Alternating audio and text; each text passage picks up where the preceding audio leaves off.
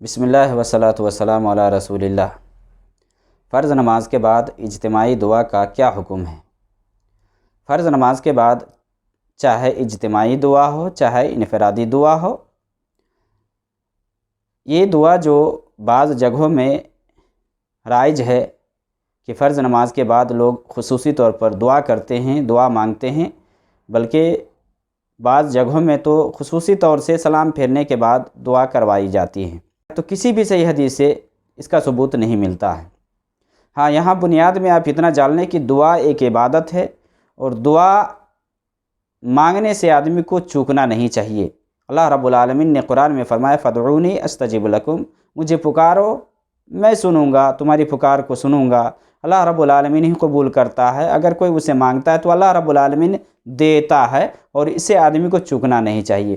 جہاں بھی آدمی ہو، جس حالت میں ہو، اللہ سے مانگتے رہنا چاہیے۔ اللہ رب العالمین سے نہ مانگنا، اللہ رب العالمین سے طلب نہ کرنا، یہ صحیح بات نہیں ہے۔ تو اگر آدمی کو ضرورت ہے، آدمی مانگتا رہے، اور دعا کی ایک الگ اہمیت اور ایک الگ مقام ہے، اس میں کوئی شک کی بات نہیں ہے۔ لیکن نماز کے بعد خصوصی طور پر دعا کروانے یا کرنے کی جو بات کہی جاتی ہے، کسی بھی صحیح حدیث میں اس کا ثبوت نہیں ملتا ہے، کیونکہ نماز ہی بہت ہی اہم عبادت ہے، اور دعا نماز کے بعد اگر اس کی اتنی اہمیت تھی تو اللہ کے نبی صلی اللہ علیہ وسلم صحابہ کو اس کی رہنمائی کرتے نا، صحابہ اس پر عمل کرتے نا۔ اب دیکھ لیں، صحابہ سے کہیں اس طرح سے نہیں آیا کہ خصوصی طور سے امام مقتدیوں کی طرف مڑ کر کے دعا کرواتے اور صحابہ آمین کہتے، جس حساب سے ابھی بعض جگہوں میں یہ رائج ہے۔ ہاں، نماز پہ آدمی غور کرے، جو وہ نماز پڑھتا ہے نا، یہ نماز جو وہ پڑھ رہا ہے اس میں دعا ہی دعا ہے، شروع سے لے کر کے لاسٹ تک، آخر تک، سلام پھیرنے تک دعا ہی دعا ہے۔ اور متعدد حدیثوں میں اس کا ذکر آیا ہے کہ آدمی نماز میں اللہ سے مانگے۔ آپ سورہ فاتحہ پڑھتے ہیں، اس پر آپ نے غور کیا آپ کیا کرتے ہیں، کیا مانگتے ہیں؟ صحیح مسلم میں اللہ کے نبی صلی اللہ علیہ وسلم کی حدیث ہے، جو حدیث قدسی ہے، جس میں اللہ رب العالمین نے فرمایا کہ قسمت الصلاۃ بینی و بین عبدی نصفین، کہ میں نے سورہ فاتحہ کو دو حصوں میں بانٹ دیا ہے، اپنے اور بندہ کے درمیان میں اس کو تقسیم کر دیا ہے۔ آپ سورہ فاتحہ میں غور کر لیں، آپ سورہ فاتحہ میں کیا مانگتے اور کیا پڑھتے ہیں؟ حدیث کے اندر ہے، جب بندہ کہتا ہے الحمدللہ رب العالمین، اللہ رب العالمین کہتا ہے حمدنی عبدی، کہ میرے بندہ نے میری تعریف کی۔ جب بندہ کہتا ہے الرحمن الرحیم، اللہ رب العالمین کہتا ہے اثنى علی عبدی، کہ میرے بندہ نے میری ثنا بیان کی۔ جب بندہ کہتا ہے مالک یوم الدین، اللہ رب العالمین کہتا ہے مجدنی عبدی، میرے بندہ نے میری بزرگی بیان کی۔ اس کے بعد جب بندہ کہتا ہے ایاک نعبد و ایاک نستعین، ایاک نعبد و ایاک نستعین، تو اللہ رب العالمین کہتا ہے کہ ہاں، یہ میرے اور میرے بندہ کے درمیان میں۔ اس کے بعد جب بندہ مانگتا ہے اہدنا الصراط المستقیم صراط الذین انعمت علیہم غیر المغضوب علیہم ولا الضالین، اللہ رب العالمین کہتا ہے کہ یہ ہے میرے بندہ کے لیے۔ سورہ فاتحہ میں اگر آپ غور کریں گے تو یہ کیا ہے؟ سورہ فاتحہ دعا نہیں ہے۔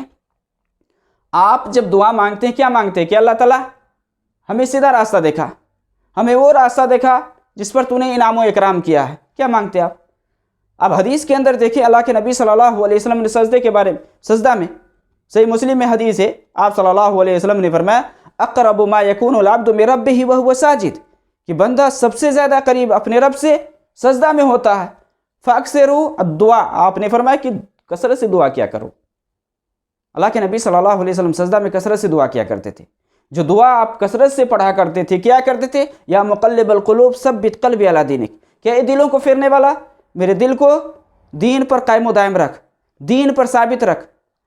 اب تحیات میں جب جاتے ہیں، تشہد میں جب بیٹھتے ہیں، سلام پھیرنے سے پہلے، صحیح بخاری کی حدیث اللہ کے نبی صلی اللہ علیہ وسلم کی، کہ آدمی تشہد پڑھے، تشہد پڑھنے کے بعد جو دعا اس کو پسند ہو، جو وہ مانگنا چاہے وہ مانگے، ثم یتخیر من الدعاء اعجبہ الیہ فیدعو، کہ اللہ کے نبی صلی اللہ علیہ وسلم نے فرمایا کہ دعاؤں میں سے جو دعا اس کو پسند ہو وہ دعا وہ اللہ سے کرے۔ تو آپ نماز میں دیکھ لینا، نماز میں طریقہ اللہ کے نبی صلی اللہ علیہ وسلم سے بالکل ثابت ہے کہ آپ نماز میں جب ہوتے ہیں وہاں دعا کریں۔ نماز کا جو لغوی یعنی صلات جو ہوتا ہے، صلات کا لغوی معنی ہی ہوتا ہے دعا۔ آپ مانگ رہے ہوتے ہیں نماز میں، رکوع میں جاتے، سجدہ میں جاتے، دو سجدوں کے درمیان میں آپ دعا کرتے ہیں، رب اغفر لی رب اغفر لی، یہ کیا ہے؟ نماز کے بعد سلام پھیرنے کے بعد جو ذکر و اذکار ہے وہ آپ کریں۔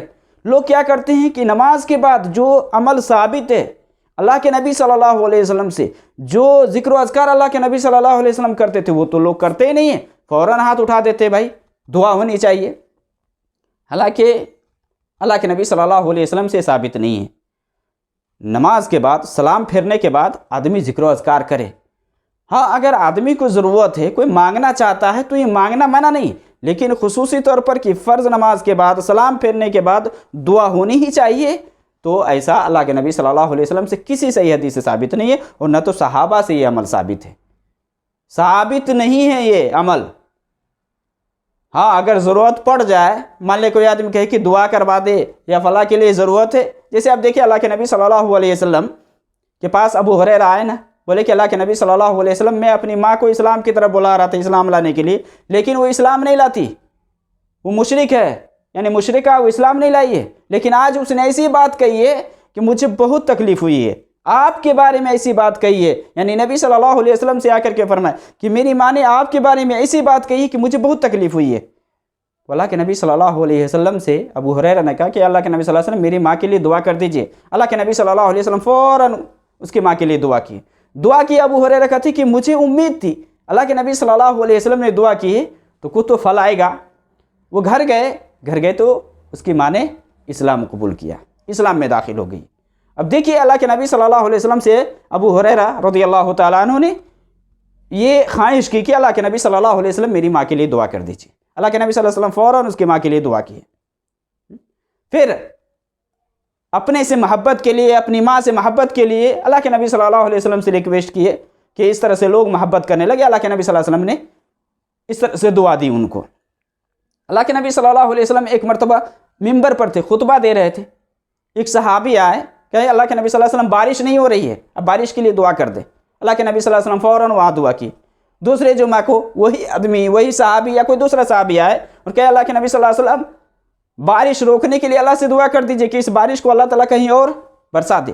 تو یہ سب واقع بالکل واضح کہ اگر ضرورت ہے، آدمی کو اگر ضرورت ہے، اگر دعا کرنا چاہتا ہے، کسی سے کروانا چاہتا ہے تو ایسا کیا جا سکتا ہے، لیکن خصوصی طور پر کہ فرض نماز کے بعد دعا ہونی ہی چاہیے، تو یہ جو اجتماعیت کی جو شکل ہے نا، یہ اسلام میں ثابت نہیں ہے، ایسا ثابت نہیں ہے۔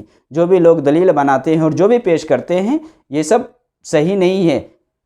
اگر آدمی مانگنا چاہتا ہے تو ذکر و اذکار کرنے کے بعد تو وہ مانگے دعا، منع نہیں ہے، لیکن خصوصی طور پر کہ فرض نماز کے بعد دعا ہونی ہی چاہیے، اور ذکر و اذکار کرنے کے بجائے آدمی صرف دعا میں لگ جائے اور دعا کی طرف زیادہ دھیان دے، تو یہاں جو سنت ہے وہ سنت چھوٹ رہا ہے ایک آدمی سے۔ وہ آدمی ایک سنت کو چھوڑ رہا ہے کہ سلام کے بعد اللہ کے نبی صلی اللہ علیہ وسلم سے جو ذکر و اذکار ہے وہ ذکر و اذکار کرے۔ اس کے بعد آدمی اگر مزید مانگنا چاہتا ہے مانگے، آپ کے پاس پورا ٹائم ہے، آپ جب چاہیں دعا کریں۔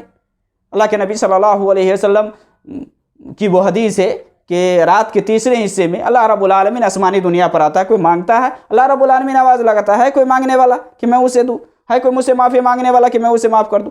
تو اور بھی اوقات ہیں، دعا کی قبولیت کے بہت سارے اوقات ہیں جن وقتوں میں دعا قبول ہوتی ہے، تو ان وقتوں کو آپ خاص کریں، ان وقتوں میں آپ دعا کریں، سجدہ میں دعا کریں، اذان کے بعد، اقامت سے پہلے آپ دعا کریں، اذان اقامت کے درمیان میں دعا کریں، یہ سب اوقات ہیں۔ لیکن جہاں ثابت نہیں اس کو لوگوں نے ضروری سمجھ لیا ہے اور لوگ بہت پابندی کے ساتھ اس چیز کو کرتے ہیں۔ تو نماز کے بعد اجتماعیت کی شکل ہو یا چاہے انفرادیت کی شکل ہو، دعا کرنا ایسا ثابت نہیں ہے۔ ہاں آدمی کو ضرورت ہے، مانگ لیتا ہے، کوئی حرج کی بات نہیں ہے، مانگ سکتا ہے، دعا کر سکتا ہے، لیکن فرض نماز کے بعد ہی دعا ہونی چاہیے یا دعا کرنے کی جو بات کہی جاتی ہے ایسا کہیں ثابت نہیں ہے۔